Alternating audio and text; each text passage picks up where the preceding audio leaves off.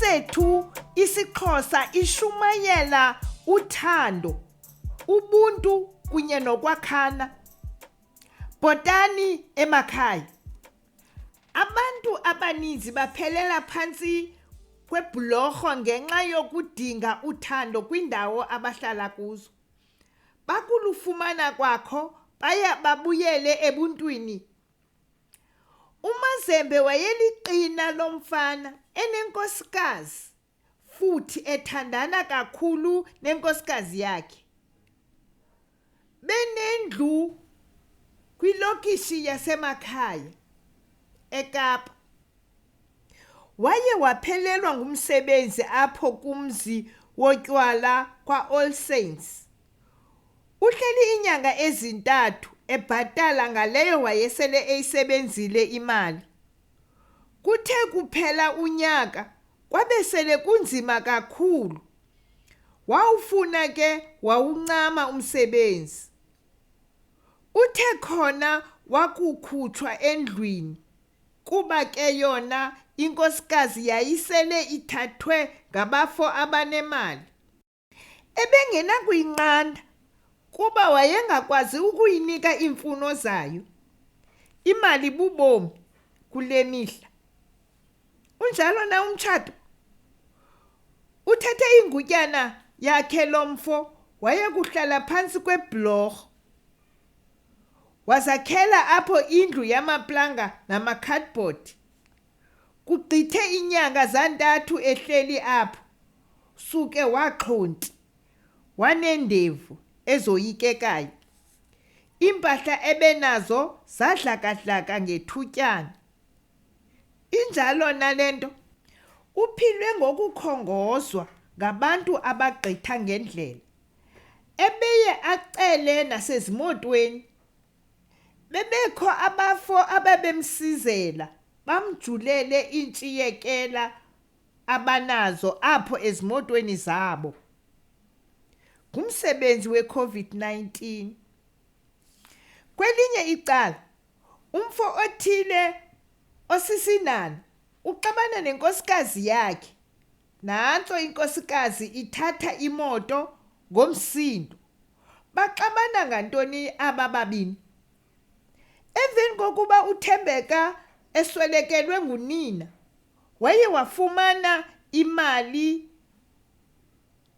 nomyalezo kwileta ethi ilifa elingangamawaka 2,000 aze ajonge ubonga oligqibelo likanina kuloo mali. Yile mali yayifunwa nguluvo ukuba ayisebenzise, ekhala ngokuba eyam yeyakho, eyakho yeyam. Uluvo lo ngumyeni kaThembeka. Baxabana aba babini wachitheka tu umtshato. Apho uyakhona uyakundicinga kuba ke andazi wakhe wazimela ntweni. Utshilo uluvo. Akazanga kuba ke uThembeka wayengathembelanga kuye ebomini. Wayezithembile. Indlela yakhe uThembeka iyokubetha kwisitalato esingaphandle kwemakhaya. Wemisa njengasiqhelo uMazembe. Wemisa uThembeka wamnika imali emcela ukuba aze athenge isonka, angathengi iziyobisi ngemali amnike yona. Wenza njalo uMazembe. uThembeka wagqiba ekubeni ayandise imali ngokuzifunela indawo yokuqala ishishini lokwenza isaluni.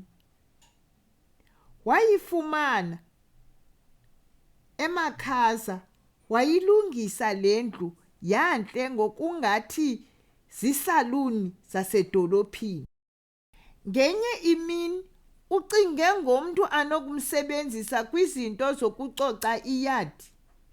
Ukhumbule utata uMazembe. Usebenze ngokuzinikela uMazembe. Ubone nezinye indlela zokuziphilisa. Wayechola-chola neetoti zeziselo azithengise. uThembeka umbonele umsebenzi ongcono kodwa wacela imvume yokuba amchebe indevu nenwele ezaye zinde zivukuvuku. Tyhini wamhle umntu, hayi mani, asiloxhego eli, liqina nje lo mfana. Wamcela ukuba agqithise ipamphlet kubantu abadlula ngendlela besuka apho eMakhazamole. Wayenendlela eyodwa yokubiza ii-customers uMazembe, ekhatshwa zezo pamphlets. Kubekho abamfanisayo lo mfo, nangona ababebaninzi babenganalo nofifi ngaye. uThembeka wamhlalisa kwindlu engemva, kodwa waqonda ukuba akulunganga oko. Ngenye imini uThembeka wambizela kwisidlo sasemini ukuba bahlale naye kunye nomnakwabo.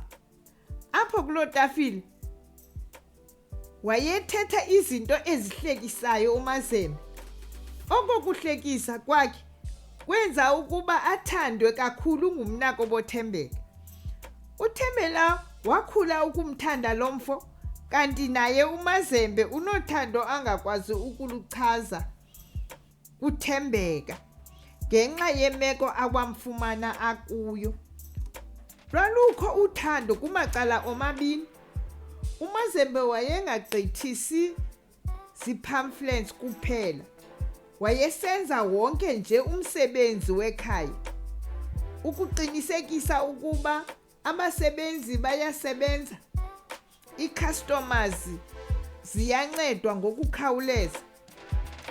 Ngenye imini kwisidlo sangecawe kuvakele umnakobo Thembeka esithi, "Sisi nobhuti, nitshata nini?"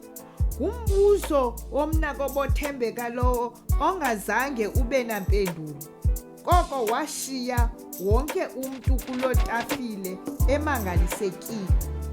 Siphela apho ke isifundo sethu sanamhlanje.